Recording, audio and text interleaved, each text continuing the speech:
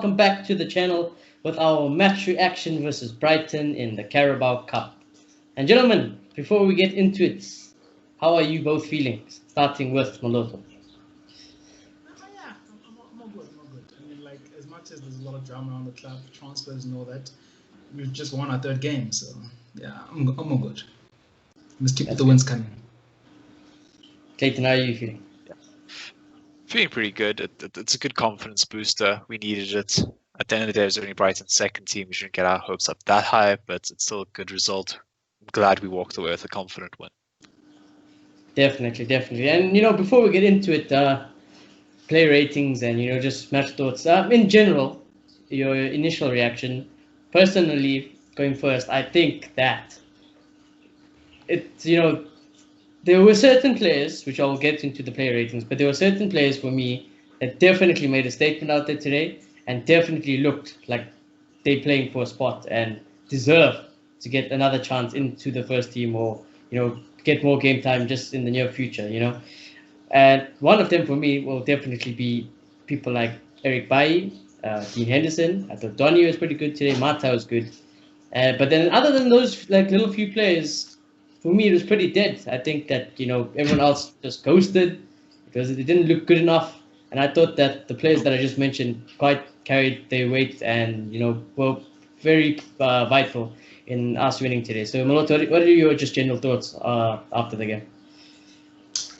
Yeah, no, I think I have to agree with you. I think, look, there were some good performances, and I feel like there was parts in the game where the shape looked better than it usually is, because I feel like when our second team generally plays, the shape just looks very disjointed. You don't know what they're doing. But those parts where it looked better around the first 15 minutes or so, but then that dropped off. And I thought there was a lot of poor performances.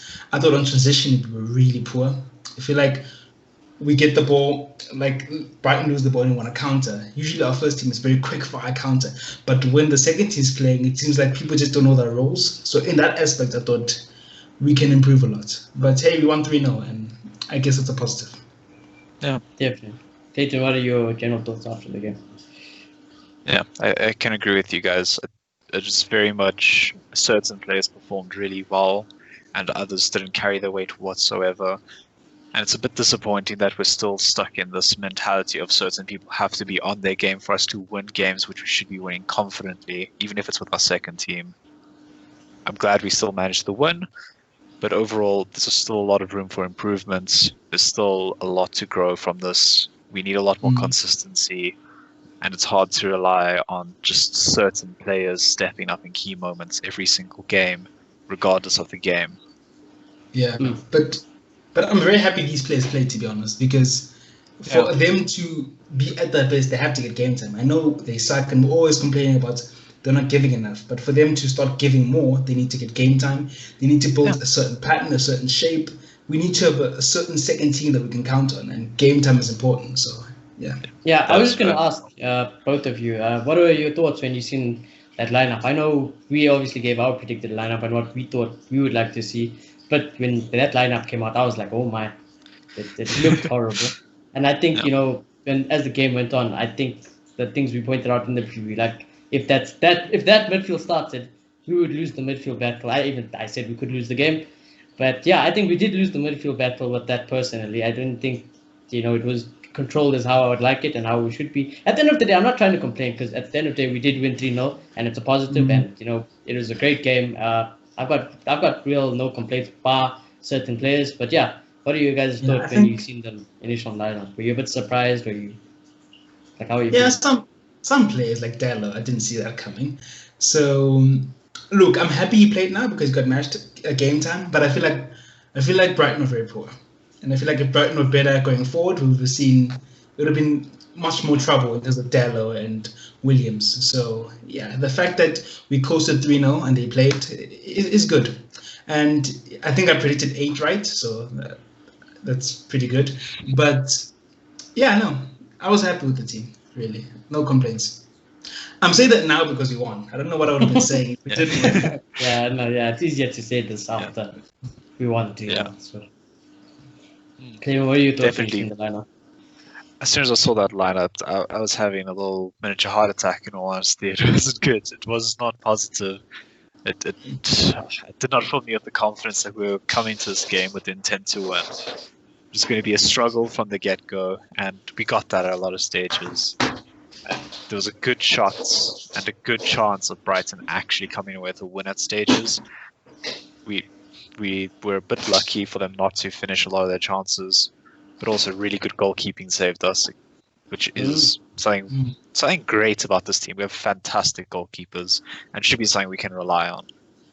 Yeah. The goalkeepers in United's history have always been blessed. Our goalkeeping has been great since Peter Schmeichel, Van der Sars, David De Gea, Henderson. It always looks like we are very blessed in the goalkeeping performance. But in the game in general, I think that we didn't play badly on the whole. I think United did play well. I didn't think they played poorly. They definitely played a lot better than what I thought they'd play. I honestly thought if that team started, there was a high chance we could lose that game. But so I'm very happy that the way we played. I'm very happy with certain players, like I said. And no real complaints until we get to the player ratings. But I think that's because it looked like there was a bit of a shape today. Usually when they're playing, it's like completely. It's like players are coming on the pitch who haven't really been drilled and they're just improvising because today the first team needs to rest and these guys are just going to play. So it wasn't perfect, as I noted, like on the transition I thought we were poor, but it did look slightly better today. Yeah. Definitely can agree. It did look a lot more promising, but our promising for our second team still is only barely able to scrape a win over Brighton, I still feel, Yeah. Well, I mean, you look until we made changes, we didn't really do much, as soon as changes came on, all of a sudden, Rashford, Pogba, and who's the third guy?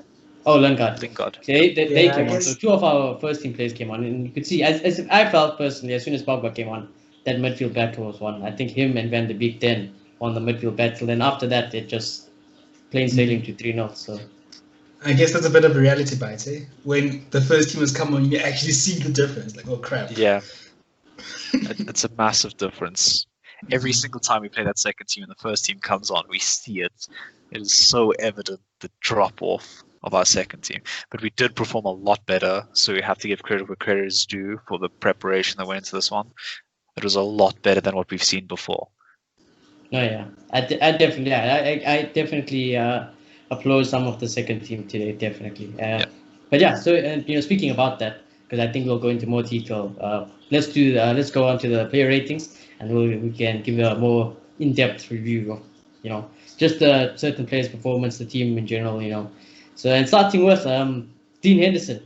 Now, guys, he's played 2 games. Let's not get excited, right? I'm known to get excited, but now as the host, I'm gonna have to try and compose myself. But usually I would say there needs to be dropped. Right, I don't want to get too excited. What if I had to ask you? How did you feel about the Henderson's performance today? He was great. He's played 2 cup games. Arguably, he's not the best opponents, but both those 2 games, he's kept clean sheets. And when he needed to be there, on focus, concentration, and made a world-class save, he's done it. And we were both 1-0 up at the time. And some would say, with De Gea, because we've seen De Gea lose concentration. And I'm not trying to go on De Gea. I don't think De Gea deserves to be dropped yet. There's nothing that has happened that says that De Gea needs to be dropped. But Dean Henderson is certainly keeping De Gea on his toes. So, that's a conversation for another day, maybe in future previews. But I definitely think Dean Henderson is going to be knocking on the door. And he's actually one of the players that I think took his opportunity great today. I think that save when we were 1-0 up to keep us in it was ridiculously great. And it's like the whole Romero thing. Moloto and I used to say on the old previews, like when Romero played in the cup games, it might not be the best position, but like we feel like he commands that box. We don't ever have this like worry about him. That's how I feel about Dean Henderson. So for me personally, I'd give Dean Henderson a 7 out of 10 today. Speaking of Romero, he's never playing ever again. Like, when is he going to play? Not, yeah. It's a shame. Like, just to touch on the De Gea thing, I don't know. I feel like De Gea has had 2 bad seasons, if you like. But I feel like overall in his career at United, his concentration has been very good. I mean, to make those type of reflex saves, it has to be very good. So, no. And into the context of the last few games, I think De Gea has just been as good as Dean Henderson. Because I think he made some really good saves in the league. But we are speaking about Dean Henderson. I think he's been brilliant. I mean, today those saves, the goal saves. Like if he's not, it was a different keeper. Let's say Romero. I don't know. And maybe the second one or so. I don't think he saves it. So yeah, he deserves more. He deserves more really, and I really hope he gets game time at least in the Champions League, because I'd really hate to see such a talented goalkeeper only playing the FA Cup and the Carabao Cup. So.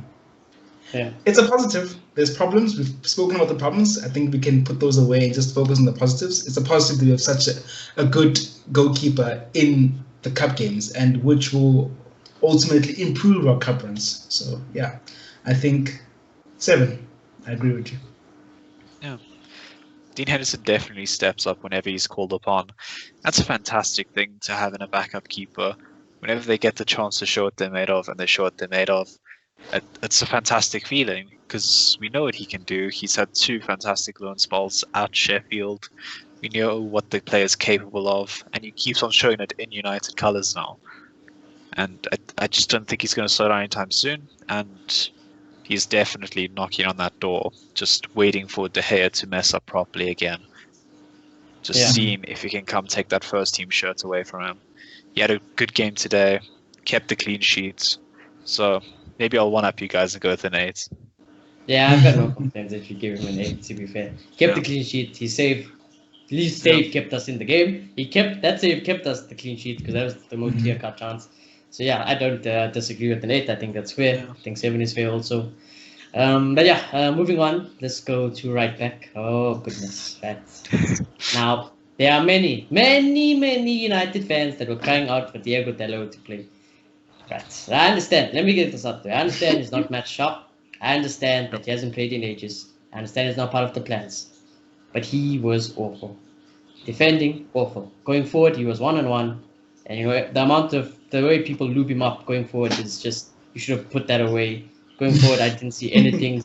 Yeah. You know, honestly, we were playing with no right back today. He was really awful. Like, I feel sorry for my boy Foster Mensah, because that was shit.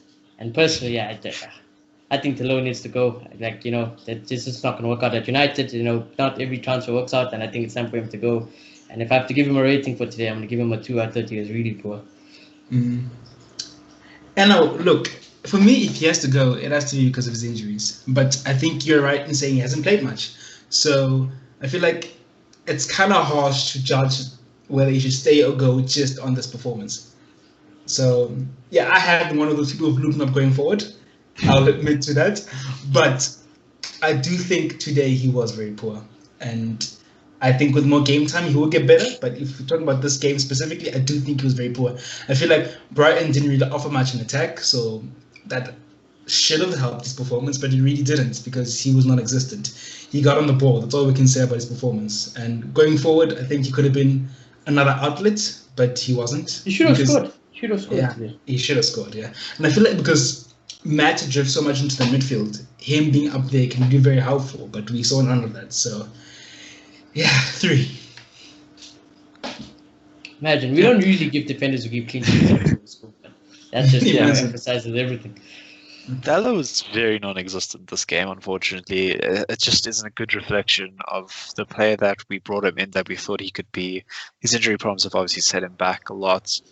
And this is his first time playing a game since, I don't even know when.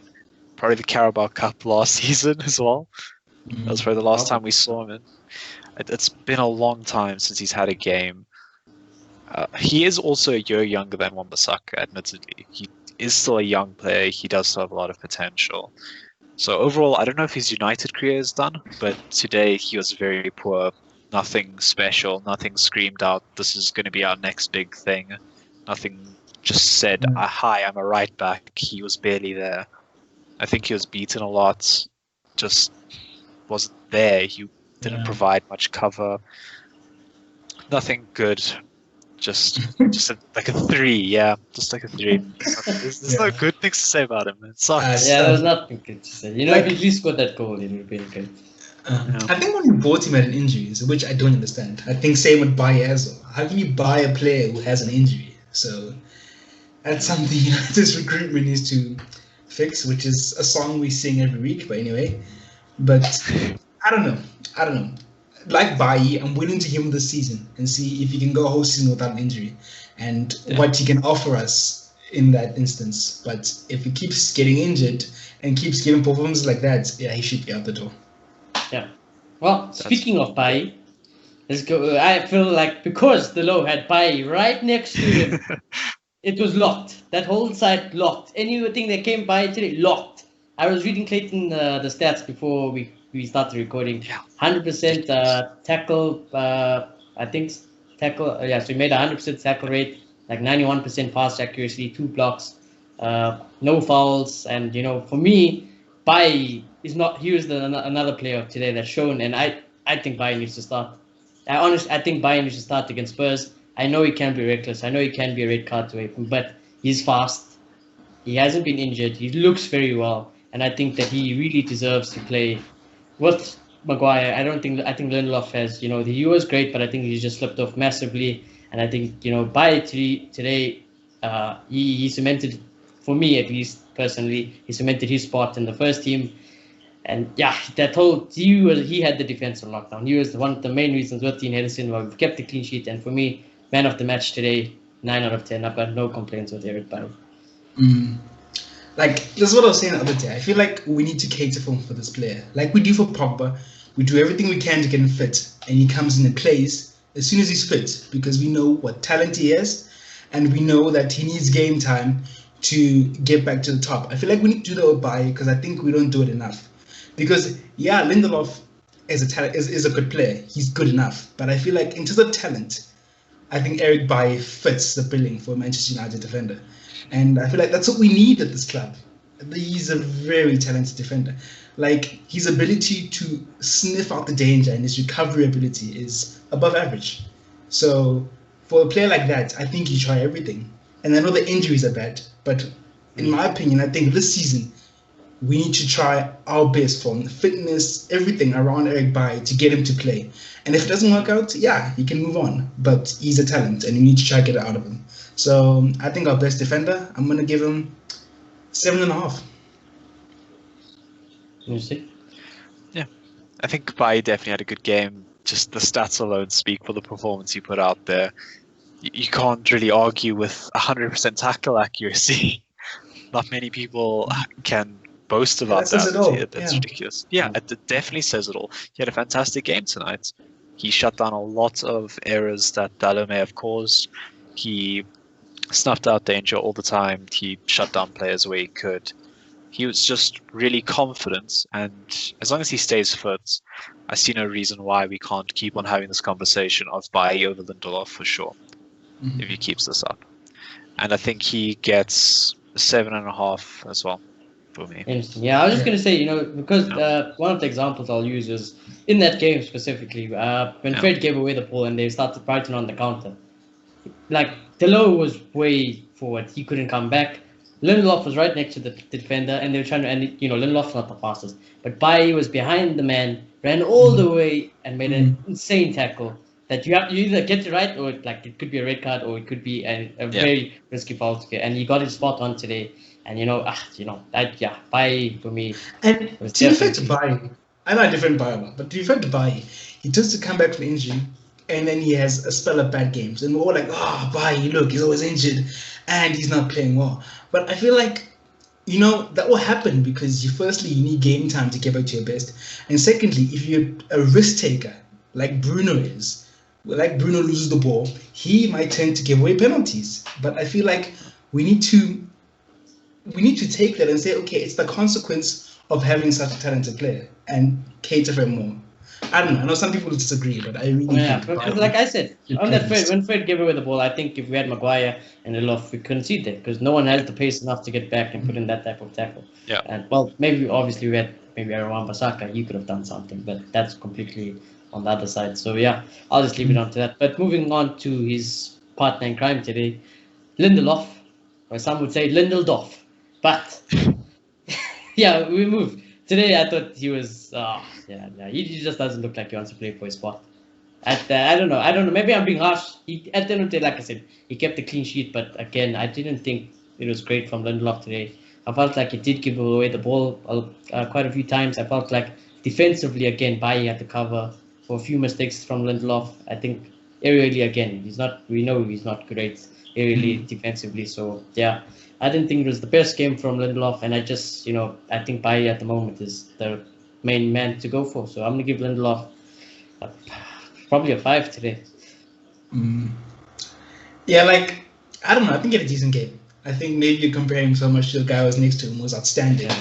I think I might be a bit harsh. But... I think he did what Lindelof does. Nothing extraordinary. He just did his job, and he was there when he needed to be, and he committed a few mistakes, which Lindelof always does. So I don't think it was a bad game, but it wasn't anything amazing at the same time. So 6.5 because he kept a clean sheet. I don't know. Yeah, I think Lindelof had definitely one of his better games of the season so far. He's shown a lot more of what he can do this season. And this game, he's just kind of shown what he showed last season again. Just a little bit sloppy at times. Nothing special, to say the least. Especially compared to the person next to him, which does make it a lot harsher of a criticism when you're comparing to someone who just had a game like that. So I think overall, he just had an average game. So I'd give it down to a 6. Mm-hmm. Yeah. And I like that he played on the left side of defense, right? Yeah, I played the left side of the defense. Yeah, I like that he played there because it's fitting that he's Maguire's replacement because that's so simple. Yeah, speaking of that, the one positive, today was, I don't know if it's a positive because supposedly he has a knock, and that's the reason why Maguire didn't play today. Otherwise, Captain Fantastic plays every single minute of United. Yeah. So, but whether or not he's got a knock, at the end of the day, he didn't play. Finally, after who knows how many games, he played every game last season. Every game. Every game. Played every game. So that's the first game he missed. So yeah, that was very surprising. I was hopeful that Ole has finally seen the light and Maguire's not a robot and he needs to rest, but apparently not. Well, yeah, apparently he's got a knock. I could stand to be corrected on that. So yeah, I'll just have to check up on that. But yeah, left back. Oh my God, I nearly said Luke Shaw. Brandon Williams. I don't know.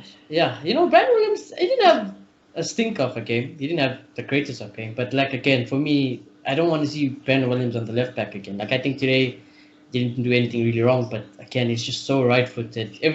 Momentum just stops when we're either on the counter or when the ball just gets played to him because he always is looking to shift it to the right spot. You see them switch the play to him. He traps it with his right foot instead of just left foot and move it forward. It's like he always stops the momentum and stopping the play. But defensively and what he did today, I didn't really have any complaints. But again, I thought he didn't have such a great impact. So I'm going to give Williams average 6. Yeah. And I'd also like to see him on the other side of defense. But I feel like Ole is the type of person.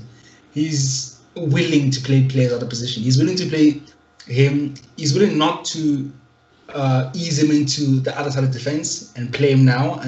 But until Alex Telles comes, hopefully if we sign him, he's willing to still play him there. And only when Alex Telles comes, then he'll go on that side because he's okay with just plucking the holes and just getting over the line. Which, yeah, I guess it's just his type of management. But I think today he was okay.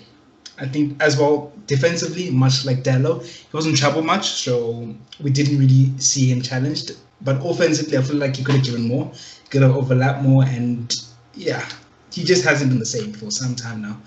So I agree with the 6. Yeah, I think that could come down to Brandon Williams being quite one-dimensional. Like you said, Shoni, he just shifts that ball onto his right foot all the time. Whether he's trying to turn it, whether he's trying to look for a pass, he's always switching to that right foot. And he lost possession a few times today because of that. Just when the player is that one-dimensional, it's hard for a coach not to just go, here, he's going to shift onto his right, you're going to have an opportunity to tackle and get the ball off of him. I think when we first started playing him, we didn't really see that much because we didn't know who Brandon Williams was. We didn't see that he's just a right foot only player, Yeah. Brandon Williams has shown a lot more weakness the more he has played. And I do think he still has a lot of potential. I think he still has a lot to learn. Yeah, he does. He's definitely got the heart of a United player. He's definitely someone for the future. No doubt about it. I do think a transition to the other side of the pitch would make him far better, considering how much he likes that right foot, how much everybody's talking about just playing him on the right side, I want to see what he can do on that right side as well because of that. When you're playing in games when you want to play Dallo, why don't you just shift Williams over to the right? Exactly. That's what Just we wanted. things like We that, yeah. about. We said like we'd like to see Williams play. We'd like to Yeah, even see Foster, definitely. but the low one today was like it just came out of nowhere. And to be fair to Williams today, he did play in a fantastic ball through to Mata, who who just dinked it into Igalo around the keeper and he missed that 1-on-1. But, we'll get there. Yeah. We'll get there. But that was a great goal from Brandon Williams. So yeah. I think all the ratings seem fair. It wasn't his best, but like I said, I don't hate the kid. I like Brandon Williams. I think he's got a bright future still ahead of him, and I hope it works out. I did like Brandon Williams as well when he first came onto the scene. Yeah. And but let's move on to the non-existent midfield, as I'd like to say, because I know. We'll start off with let's start off with Fred. Let's start off with Fred. Fred, I'll let you guys go first. I'm going to see what you guys say before I could put my 2 cents. So let you go first. I thought he had a good game, to be honest. I thought defensively he looked better than he usually does. So I do think he's the best fit to come on for Matic. Honestly, going forward, I think he has found his position. He still needs to work on the defensive side, but in terms of distribution, which I always say, he's really good at. The only criticism I have is that he does get caught out of position a lot, but he can fix that. And I do feel like those times where he tried to distribute the ball, but the runs were just non-existent, so that's not really his fault. But overall, I thought he had a decent game, and I think he's run out for man of the match for me. So I'm going to give him 7.5. Damn. I guess then probably he's run out by as well because the same team. Oh my, wow. I'm going to be completely contradicting. Clayton, you go before I go. I thought Fred was... it is a weird game for Fred, in all honesty. I didn't see that much great from him, in all honesty. At first, he was playing more that Pogba role than that Matic role, and then he kind of switched with McTominay at a stage. And I noticed that also. Yeah, it's like he just pulled deep, and McTominay just started playing more of that box-to-box that he's more comfortable with. Yeah. Sorry to cut you. I think that's what they do when he's playing next to McTominay. I think when one is attacking one hole and when the other is attacking the other holes, I think it's a system that Ole tries to employ. I don't know if it's the best, but yeah. Yeah. But it kind of felt like it was more of a permanent switch at stages, especially early into the game. I think after 20 minutes. It just felt like he switched it, and then he just stayed back. McTominay kind of just darted forward, and then that was it for the game, really. You didn't see too much of that switch and change, should I say. So I get that point where he could have just been like filling in while he was going forward. That makes sense. That's what a very fluid system would do overall. Just switch as one person goes. That makes a lot of sense. But Fred is obviously the better defensive pick. He should be playing that deeper role compared to McTominay. McTominay is definitely closer to a box-to-box than Fred is. Even though they both have a lot of talent going forward and moving the ball, shifting it well, I just don't think I saw that too much from Fred today. So I'm just going to give him a very average game. Nothing bad, nothing great. Just a 6, I think. Yeah. Now, when Fred started the game, I thought he was really good. I agree with him. I think when Fred started the game and he didn't, he really did look good. The passes were there. It looked to be it looked to be put in a good performance. But then I swear to God that Malota and I just don't see eye to eye when it comes to Fred's performance. Because when I think Fred is great, Malota thinks you're shit. And when Malota thinks great, I think he was poor. But yeah, I think after the first 20 minutes, Fred, I can't remember him making a pass, to be honest. I think if you go watch it back, the amount of times Fred's passing just went to the opposition was disgraceful, and I think that he didn't help the midfield, and I think having McTominay next to him didn't help either. But I definitely do think that Fred, for me, is better than McTominay, and I definitely think that he should be our CDM if you want to make someone a CDM going forward. I doubt that will happen because we know how Ollie likes McTominay, especially after McTominay scored that goal. Ollie must be losing his mind. But yeah, for me, Fred, I would give him a 5 today. I'd give him a 5. I'm telling you, you just didn't see twice. Teammates weren't helping him out. Like, Dan James doesn't use his considerable pace to make runs. Igalo's hold up is horrible nowadays. And I feel like we'll get there, I think. So. I'm going to make these passes, but like, besides Matt, no one was responding. Yeah. Well, going on to Fred's partner, Scott McTominay. Now, Before that goal blinds everyone. All the Scott McMahon fans and out there. He was shite. No, I wouldn't have him. Even though he scored that goal, no way. I don't even know what McTominay is anymore. I know they want to make him a CDM. He's definitely, it makes sense. On paper, McTominay makes sense to be our next future CDM. I'm not saying it's done for him, but my God, he is a horrible CDM at the moment. Whether or not he can develop that, I honestly don't think he can. He's got all the attributes, but I just don't see it. And, again, today, bar that goal, he was non-existent. I didn't notice McTominay. It just, I think that goal's great for him because, we know McTominay does have a goal in him. And, that run, free header, he just puts it away, nice header. Mata's gem of a ball, but I'll get to that. But yeah, bar that goal, I don't want it to pull the wool over anyone's eyes because bar that, I think it was shite.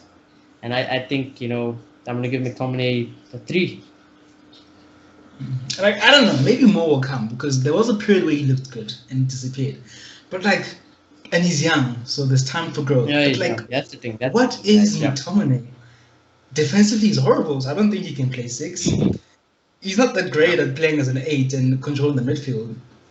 All he does is pass and runs. That's all it is. And I don't know if it's good enough to be playing for Manchester United. So he's lucky because he's young, so he can develop that because he has Matic and Bruno, all those players with him at Manchester United. But I agree with you today. Firstly, the goal was just horrible defending from Brighton. He didn't do anything special. So he scored, so we'll commend him for that because you have to be there to do it. But besides that, he did nothing. There was a point where, I think it was the 83rd minute, where he ran into a talent. I was like, oh, McTominay's not on the pitch. I didn't even know. So, 5. And that's with considering the goal. Yeah. Man, I should have given him a 5 actually for scoring. But I just think he was shite.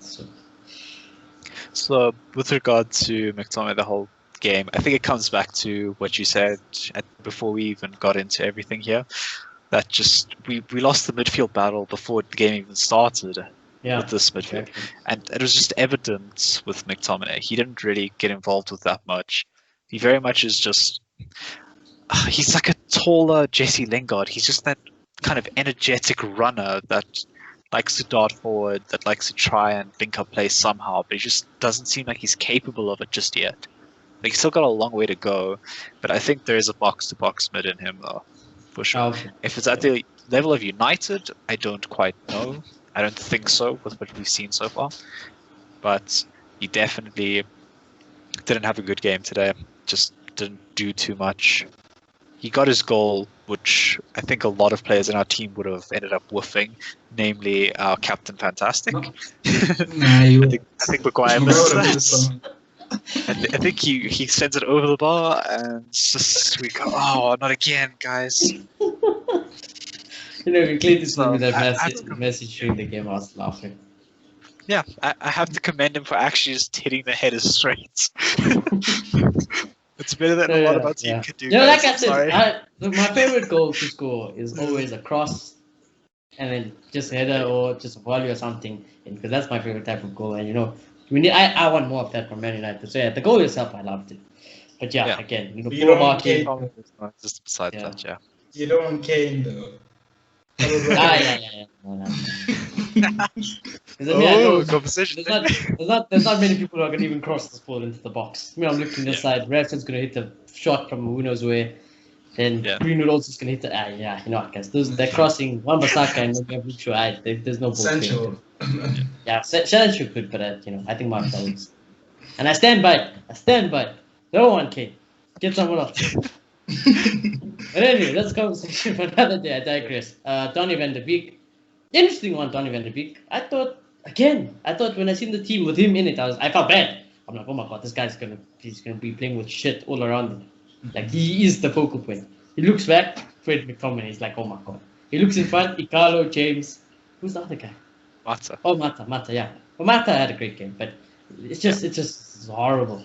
But then, that assist to Mata, fantastic. Absolutely fantastic. His football IQ is great. Donny van de Beek, he should have had another assist. That ball to the low, that should have been a goal. So he should have had 2 assists.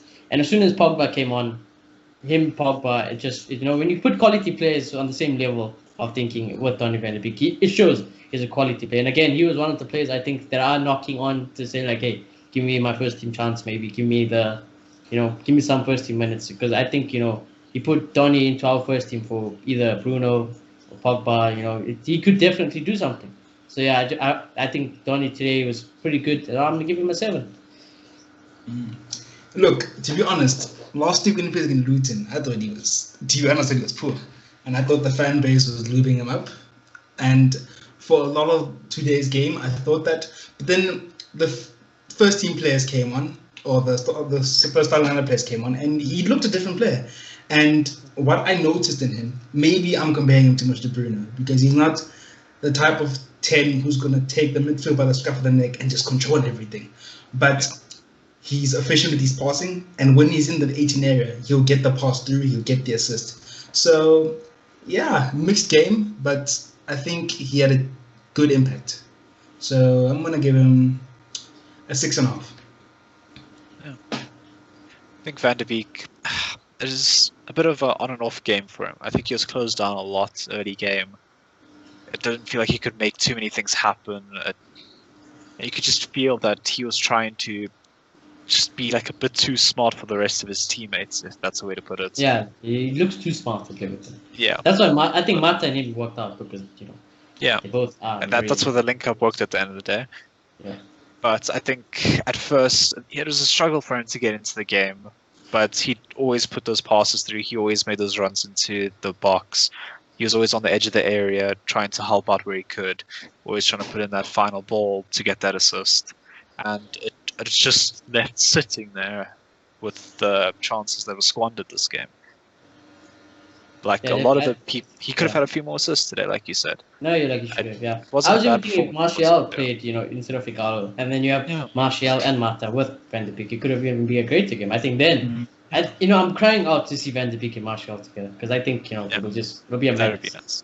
Yeah, I think it'll be a mess. I think the type of midfielder he is, I'd like to see. The balance might be weird. Maybe Bruno might need to play a bit deeper, but I'd like to see him start against Tottenham, because we've seen Pogba is not completely on it. As much as he looked better today, he's not completely on it. And we're going to be playing against a team that's going to play the low block. So having two really attacking midfielders can be very helpful. Yeah. Clayton, did you give him a rating? I didn't. No, I'll give him 7 for this game. Yeah, I think that's fair. Yeah. I think that's Yeah. fair. But yeah, go back Van de Beek starting against Spurs. It's a tough call. I don't know if Ollie's going to do it, but yeah, it's a tough call to do it. I'll get it. I'm saving it for later to say that. I'll get it.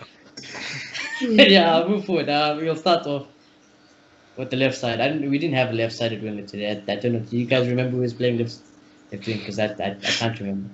To be honest. Just Brandon Williams, Just him. I think it was just Brandon Williams actually. Brandon Williams, and then I seen a number. I think like 21 was the number. But like other than the number, I didn't see anything. I'm just joking. Daniel James, my God. Hi, this man. He needs to get Casper printed on the back of his shirt, because that's what he is. The ghost. Yeah. That's exactly what he is. He doesn't even look fast anymore. He didn't even get the ball. Dude. I don't know. I'm praying that Daniel James could go on to loan to Leeds, because I think if a player like Dan James, who I think does have a lot of potential, goes to a team like Leeds, gets consistent first team game time, and with a coach like Marcelo Bielsa, he could turn Daniel James into something that we want at United. Something that could fit in at United. But at the moment, I don't think it can work. I don't see how Ollie or the coaches could maybe get that into Dan James.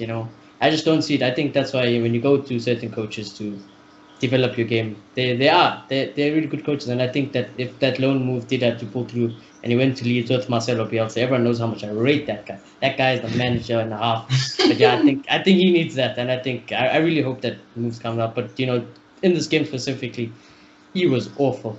If I was Lingard, I'd be crying, because I don't know, that was awful. I'm giving Daniel James 0. He did nothing. He actually did nothing. So yeah. I think he's in a difficult situation, because you see him at Wales, and he looks so much better. Like in terms of scoring goals and just his general IQ, it's weird. He looks much better.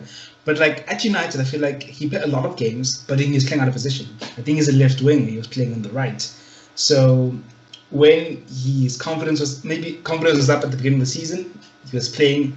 He was still playing out of position, and the duration of the season, he's playing on the left, and he's not being able to show his true potential. He can't. He's playing on the left.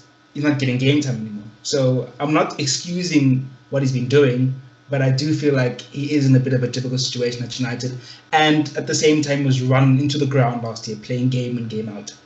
But yeah, no, it's just not up to scratch, not at all. Like even the pace doesn't seem to be there anymore, or he doesn't use it rather. So it was literally like we have no left-sided player. It was that bad.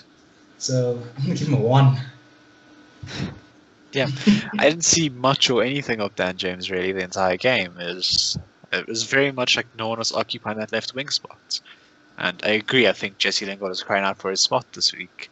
He should have been starting. He's made a much better impact with the 10 minutes he played compared to what Dan James did the entire game. It's a very tough situation for Dan James in general. Hopefully he does get that loan move. I think it could be very beneficial. But again, like Melita said, it's just bad circumstances around him right now. He hasn't been playing. He's been playing out of position. He just hasn't had the chance to really show what he can do, and it's unfortunate. But for this game specifically, he was nowhere. There's nothing you can really say about someone who had zero impact on the game. So just a 2. Man, he's literally filling up the numbers. It's a 3-0 win. It's a 3-0 win at the end of the day. We could give him something higher than a 0, boys. I mean, you can. I won't. Definitely won't. That was awful. That was shit. And then, moving on to our striker for today, Igalo. Now, before I get into Igalo, at the beginning of the game, I had hope. It looked like, he looked a little bit more sharper. It looked like, he was controlling the ball. It looked like he was moving the ball very well. So I had hope. And then, I don't know what happened. Maybe he can only play for 10 minutes. At the end of the day, how I feel about Igalo is very sad because, like I said, I think all United fans love Igalo. He's a fan just like us. It's like a fairy tale for him. When he came into the team, it was amazing. He really was scoring goals. He looked like, the perfect backup striker just to play that extra few minutes when Martial wasn't there. But now I think sadly, like what we thought would happen has happened. He's just not the same player. He's unfit. It just looks like his time at United on the loan is done. And yeah, it's very sad for Igalo, but at the end of the day, I've got no regrets with the whole thing because, I always remember at the moments Igalo was at the club, but today specifically, I don't even know. I just feel sorry for the guy. It looks like he's just not good enough at the end of the day. So yeah, I'm gonna give Igalo probably a 4. Yeah, 4. I think if Martial was there, he'd have done a lot better. It's a tough one because I think both the team, the club, and him are at fault in the situation. Because I feel like when he plays, Igalo's a big striker. The fact that we don't put crosses in, it just baffles me. I don't understand it. You can't play with Igalo, but when a player like Martial is playing up front, I don't see how that works. So you're not going to get the best out of him. At the same time, it's like we're filling up numbers. Dan James, Igalo, it's like there's no plan to cater in these players, and they're just there because we need to play a second team, others need to rest. So in that aspect, I blame Ola in the club. But in terms of him, when he came, it looked like his hold-up was very good. Maybe, I don't know, we were comparing him to Lukaku, but it looked like it was really good. Nowadays, he gets the ball and he just loses it. And it's not helpful whatsoever. So I feel like he was a liability in this game, again. And I'm going to give him a 3. Yeah. Maybe that might be generous. Yeah, unfortunately, I have to agree with you guys. I don't think he had a good game whatsoever. I just want him to regain that form when he first got to United. That energy in every game where he just felt like, I'm here, I want to show the world what I can do. Because it felt like he was trying to rebirth his career when it's his dream, yeah. Like I said, it's his dream. Yeah. He's living his dream. It's something that I think everybody would love to live out. It's something that everybody would love to give 100% for. Go play for their childhood club and just the dream. It's literally their dream. What more can you say? But he just hasn't lived up to it this season whatsoever. He's been poor. He had one good opportunity this game and he missed it, and that was really bad. I even forgot to mention that. That was Yeah. one. That was one. It was on a plate a little bit, and he just put it wide, and it's a bit frustrating. Strikers are allowed to miss one-on-ones at the end of the day. It's not 100%, but it's very frustrating nonetheless to watch. He needed that goal. Yeah, he Yeah. needed that goal. He fully needed that goal, and we needed that to start the game well. I think we would have seen a lot better look from him overall if he got that goal early on. We would have seen a lot more confidence from him, a lot more confident team around him, and we just didn't see anything like that whatsoever. He just squandered his opportunities so far. So just a 2 in all honesty. Yeah. Yeah. I mean, like I said, I think his time at United is done, and when it is done in January, I'll never remember these days of Igalo. I'm always gonna remember when he did the madness in Europa League when he first came up, Yeah. and the times he did come on and just score. So yeah, with Igalo, it's sad, but it's just the reality of the situation, and it is what it is. And then moving on to It makes the next me- player. Yeah. No, nothing important, but I was going to say it makes me wish that the Jovic rumors were true, because I don't think they Yeah. are, but I think Yeah. he'd be an amazing addition to this club. Yeah, well, listen, if Sancho comes, our backup striker instantly becomes probably Mason Greenwood, and then, Yeah. it's late. It's late. Yeah. But yeah, that's a conversation for another day. We still need to get Sancho over the line. But yeah, anyways, moving on to our right winger for this game, our grandfather of the club, our dad of the club, Juan Mata. Right now, there's just some things that you don't lose with age, and that free kick, my goodness, that was on the plate. You can't miss that. You can't miss that. That cross was amazing. Mata today looked like he was doing everything. He literally linked the midfield or whatever was there. He did it. He got the goal. He got an assist. He was man of the match. I think United gave them man of the match, and he was the official man of the match. And he might not have the pace, and that Brighton fullback might be 6 foot tall and even slower than Mata. But at the end of the day, you can only play what's in front of you. And in games like this is where we expect a player like Mata to perform. Captain today, I think on the whole, his IQ, his link up with Van der Beek again. Just again he should have had another assist with Igalo. Yeah, just completely flawless performance from Juan Mata, and I'm gonna give him an 8. Yeah, I think that's fair. Yeah. Like the free kick was good. Everything was good. I thought Mata was brilliant today. The only thing you can fault him in is that when he plays in the right wing, it seems like the right wing is very lonely because he's not there. He's everywhere else. But he was doing everything. Interplay. He could. Without him, I don't think we went 3-0. To be honest, I feel like he made it happen, and it is a bit of a negative. There was such an old player at the club, but if we wanna get away from all that and say he's here at the club, it's a positive in the sense that we have someone like him to be playing these type of games in the Carabao Cup and the FA Cup. So I was really impressed. Like sometimes you get games that matter where he's good compared to the rest, but today I thought he was spot on. He was amazing. So I'm gonna give him 8 and man of the match. Yeah, I got no complaints with that. Yeah, Mata was just phenomenal tonight. He's just shown what kind of a player he is. He's just shown that he can lead by example on the pitch as well, even if Maguire isn't there. He's someone that we can rely on in tough circumstances, even if it may only be in the second team. It's still someone that we need at the end of the day. It's that passion that we need. It's that technique. It's everything about Mata. He's a fantastic player. He's had a fantastic career, and hopefully we're only going to guide him into further success in his older age now. And it looks like that's going to happen with a fantastic performance. He also gets my man of the match for the day. I think I'll even give him a 9.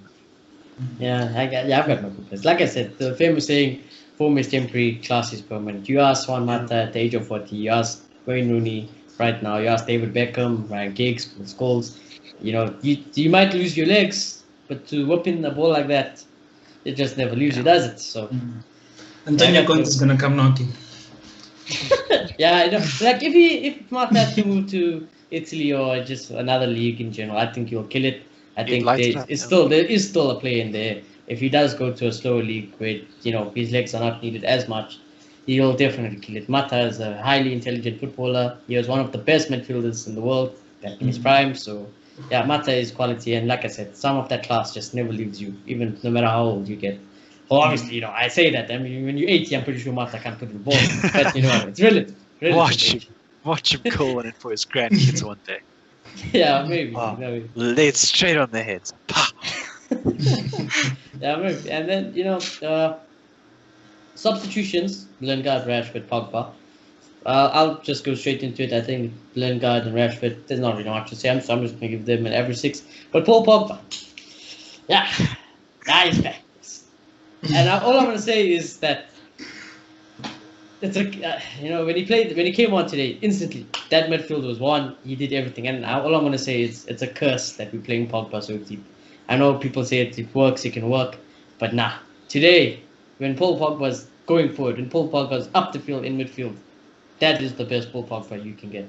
And the reality of the situation is, I know it's not Oli style, but we need a CDM. As great as Matic is and as great as he has been, he can't run the whole CDM role by himself. That's why we need Pogba deep. If we get a younger CDM like an Ntiri, or someone who can just hold down that midfield one man and play a normal 4-3-3, Pogba and Bruno up there, and it's game over. Paul Pogba, when he's in that position, I think when he's in like that 10 position, the 8 position, he just looks too dangerous. I mean, the quality of these balls. And today, I think one of the big things is we are talking about how he must keep it simple. I think today he did keep things simple. The free kick, I admit, I put my hands up. It was a lucky deflection.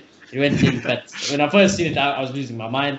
And I'm just great. I think it's great for Paul Pogba's confidence. And I think that goal there probably is the reason why Van de Beek doesn't start against Spurs. And also probably because Paul Pogba will want to pick a bone with Jose Mourinho. So I'm going to give Paul Pogba a 7.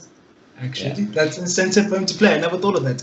But, I don't know. I feel like we're playing Pogba in the right position. Because I feel like we're playing him the 8. And I think his passing is really good. And I feel like he's made... Sometimes he gets the most passes. I remember when his last whole season, he got like the most passes in the Premier League. So I feel like he's made to play in that position. But from there, I feel like sometimes he will push up and help Bruno. But at the same time, he's a rounded midfielder. He goes deep. And I think it's more for the long balls, for the distribution, than for the defensive side. So I really like what Ole's playing him. I just think in the last few weeks, it hasn't really been down to the system, but it's just been down to him. And he just hasn't looked sharp. But I think today, he looked much better. And as you say, when he came on, it improved. The midfield looked much stronger. Van de Beek looked much better.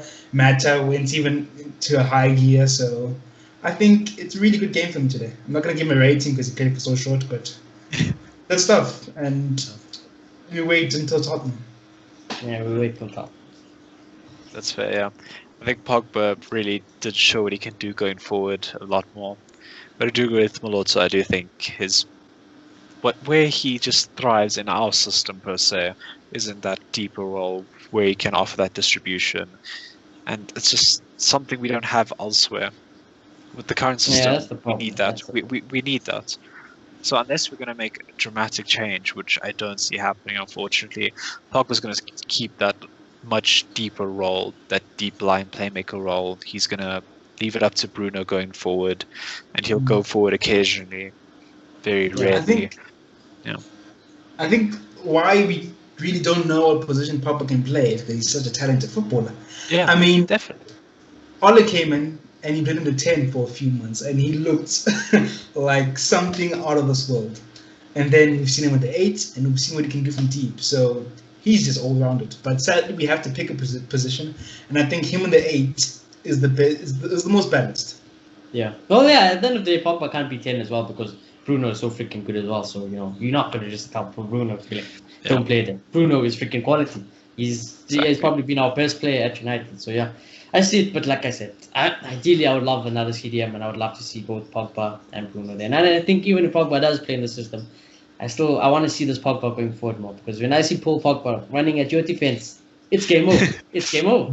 It's game over. When those long legs are there and then that body gets into the way, that midfield can be won. Paul Pogba can win a midfield battle on his day by himself. Yeah. That's just how good Paul Pogba is. But then final rating, Ole Gunnar Solskjaer.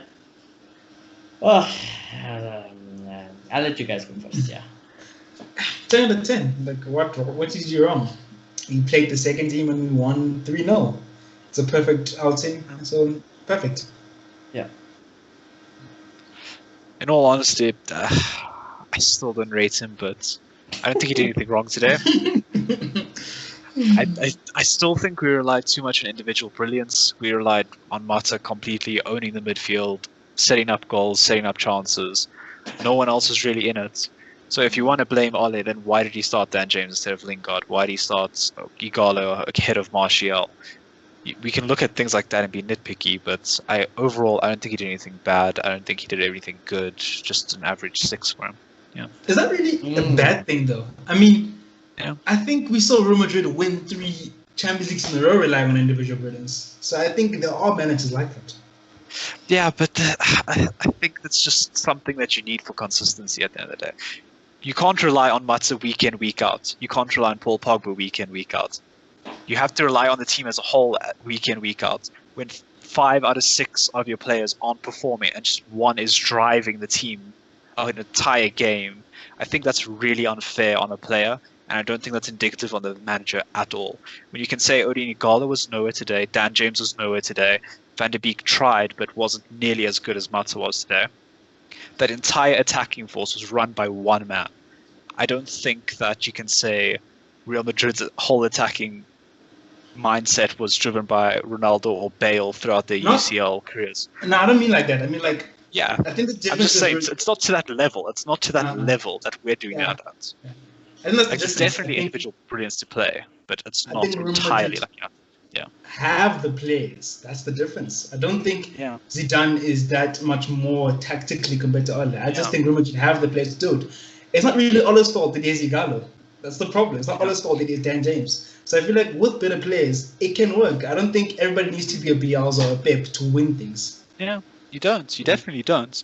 That's not needed, but we need a lot better at the end of the day, in general. Because we had Greenwood on the bench. Why didn't he start again hitting Igalo? He said it himself. Greenwood's going to probably end up as a 9 one day. Why not try to do that now? You could make that argument as well. It's not exactly his fault for having only Igalo as a backup striker, but he has Mason Greenwood sitting right there. He has Martial sitting right there. It was his team selection that went forward at the end of the day. True, but at the same time, we've got Spurs on the weekend. I mean, if Igalo's not going to play in the Carabao Cup and he's getting good wages, when is he going to play? So, to a certain extent, all his hands are tied here, really. What I'll say is just about Tim is that I understand both points. I understand Moloto's and I understand Clayton. So I'm going to be on the fence here today. What, like I said, what Clayton said is it is Ollie's, well, at the end of the day, it's Ollie's decision why you played Dan James, why you played Thiago Dallo, why you played Igalo. That's completely Ollie's decision, and, you know, there can be question marks and everything. But then again, like, you know, at the end of the day, Ollie still won the game 3-0. At the end of the day, he still did get 3rd place. So whether or not Ollie is good enough tactically, we'll have to see in the future. Ollie does have to learn, definitely. He is not the greatest tactical mastermind. But at the end of the day, he's still getting the job done. So for me today, Ollie, I'll give him a 7. I only wrote down notes here today that I said that, you know, that I was a bit concerned with the likes of Martial, Juan Bissaka and Pogba probably didn't start the game just to get that extra bit of match sharpness, especially leading up to Spurs. But then again, if they did play and one of them got injured, then they're like, why are you playing? You know, so it's like I think Ollie will always be divided decision in the fan base, and it's one of the reasons why I think that, you know, our fan base can be so toxic at times. At the end of the day, I'm just fed up with the owners, honestly. Like, you know, I know even though I also might not like Ollie, he might not be my ideal manager. At the end of the day, all I care about is getting rid of those bastard owners. You know, hopefully playing crashes. They get it bypassed. I couldn't care, to be honest. I honestly couldn't care about the Glazers. They've given us all too much pain that we don't deserve. And fuck the Glazers. But anyways, it'll always be divided. And before the conversation goes on to Ollie out and Ollie in the debate, I don't want to do that. The message is, we are Glazers out. It'll always be Glazers out. So let's focus on that. Out there as well. I'm not exactly Ollie out. I just still don't back him, but I think he is the best thing that we've had in the dressing room for years. I think he is a positive impact on the players, and that's where I rate him. I rate him in his man management. I don't rate him in his tactical approach whatsoever. I think he has a lot to learn, but what he offers in that dressing room is unlike anything that we've seen in years. Yeah. I feel I like, agree. sorry, as a last point, Yeah. I promise it's a last point. I feel like the blame, to highlight the blame more on the Glazers. I mean, Mourinho and Van Gaal failed with this club. If you want to talk about man management and tactical prowess, they are the epitome of it. I mean, the things they've done in football, you can't get any better than that. So if they're going to fail, who's going to succeed at this club? Yeah. Yeah, we definitely find a balance, and it's hard to find that. End of the day, I still It feels think- like it's one or the other, but hey. End of the days, if like I said, it's all up to higher powers other than Oli. It's those bastard owners. But yeah, other than that, remember, messages always glazes out. Let's not try and fight with each other. Let's try not rip each other's heads off about certain opinions. But it is what it is at the end of the day. At the end of the day, every United fan should be glazes on. And if you did enjoy the match reaction, please do smash the like on the video. If you are new, please do subscribe, turn on notifications, comment down below your thoughts, your player ratings, your thoughts on Oli. And yeah, worth at the end of it, hashtag glazes out. And we shall check you in the next one.